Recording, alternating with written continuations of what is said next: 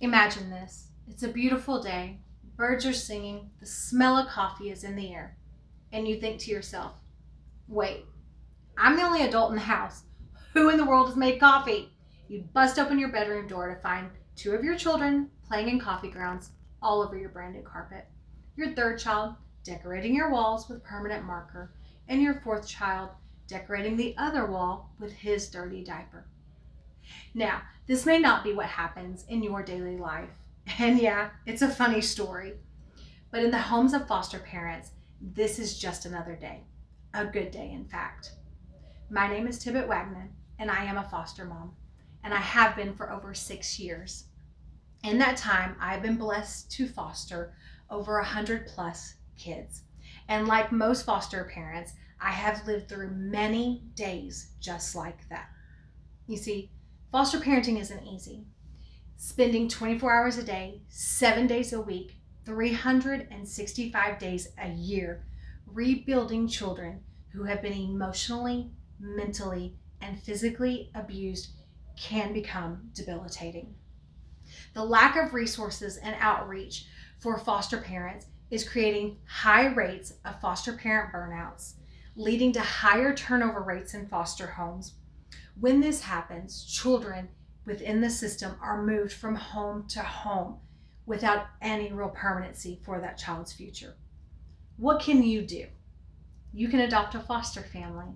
What I'm going to share with you today are ways you can help the foster system by helping a foster family. First, we will discuss the importance of adopting a foster family. Secondly, how to find the foster families in your area. Then I'm going to share ways you can create support for your adopted foster family. We all know the old saying, it takes a village to raise a child. And when most people have a child, everyone around them becomes their support team, helping the new parents with many things as they adjust to the life with a new baby or adjust to having multiple children in their home. Unfortunately, when a foster family gets a new placement, the story isn't the same.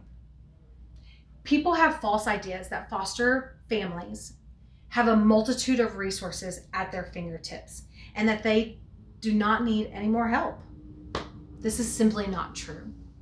The Journal of Behavioral Health and Service and Research did a mixed method study on the needs and services that foster and adoptive parents could use, stating, many parents discuss a lack of resources and support available to families, particularly after a child has been placed in their foster home, and even more so after a child was adopted. When you adopt a foster family, two things happen. You are providing them with extra resources, and you are giving strength to that family by using your strengths to support them. By adopting a foster family, you become a much needed resource for that home, and in turn, for that child. A foster family to know that they have someone that they can reach out to in times of stress can become a lot of comfort for them and create peace. A study done by Child and Family Social Work on the ecological systems approach to understanding social support in foster family resilience states foster parents in this study identified both emotional and tangible support that contribute to their ability to continue to provide care for foster children over the years, allowing their family to manage stressful and challenging tasks. Your involvement with your adopted foster family will strengthen the many roles a foster parent has, using your strengths, such as inspiring them, motivating them, or even empathizing, will help to support your adopted foster family, creating resilience for that family. An article from familyprocessing.org that discussed studies about the resilience within foster families states, social support involves the tangible and emotional assistance families who foster receive from outside of the family. By adopting a foster family, you become this support for them.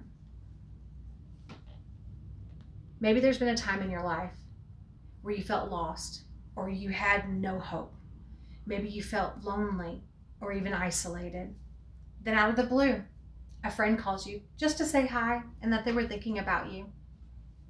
My guess is that made you feel really good to know that someone was missing you and thinking of you. Foster parents want that same connection as well. I'm hoping, though, right now, you are thinking of ways that you can connect with your foster family. But first, you have to find one. When you begin looking for a foster family to adopt, you could run around town, see if you can find a foster family. But I can offer you a couple of different ways that will yield better results. For instance, go to your local Department of Health and Human Services, ask to speak with a foster home developer, and see if they have a foster parent association and get the name of the president of that association. Another great place you can look is called CASA. They're also called Court-Appointed Special Advocates. They work closely with the children in these foster homes and would encourage extra support for the foster parents. Knowing how important you are as a resource for a foster family and how to locate them is an important step. But what can you specifically do to support your adopted foster home? There are many things you can do to support them. I'm going to give you some that cost you nothing. You can give your time. You can offer services, skills. When you give your time, you're offering maybe to watch the kids so that mom and dad can get some much needed rest or get caught up on a lot of paperwork that we have, or even take a shower. This is a little secret that many foster parents won't tell you or talk about, but it would absolutely love to have. Or you could offer a skill. You could mow their lawn, do some yard work for them, maybe bring them dinner, or detail and clean a room in their home. When you do this, you're reducing the level of stress that comes from fostering. What may seem like a very small gesture will actually have a large impact on your adopted foster family, helping them to thrive as they care for children who have been abused. All these options are a great way to show your foster family that what they do actually matters and that they are not alone.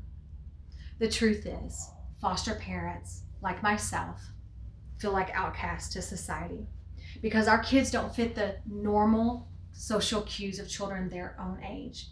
Our kids act out in ways that most kids don't. And our kids are seen as a social plague by other people and other parents.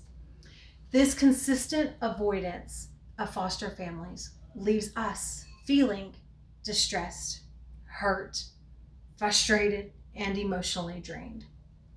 This isolation from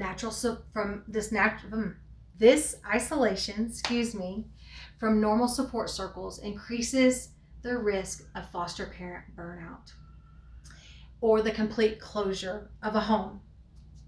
But you can change this outcome. Finding a foster family in your area to adopt, become a resource and outreach for that foster family, and creating a much needed support system. Yep, it's true. You can sit there. You can turn your head and do nothing. I mean, it's not your problem, right? The truth is, it is your problem. It's my problem. It's a humanity problem, society's problem.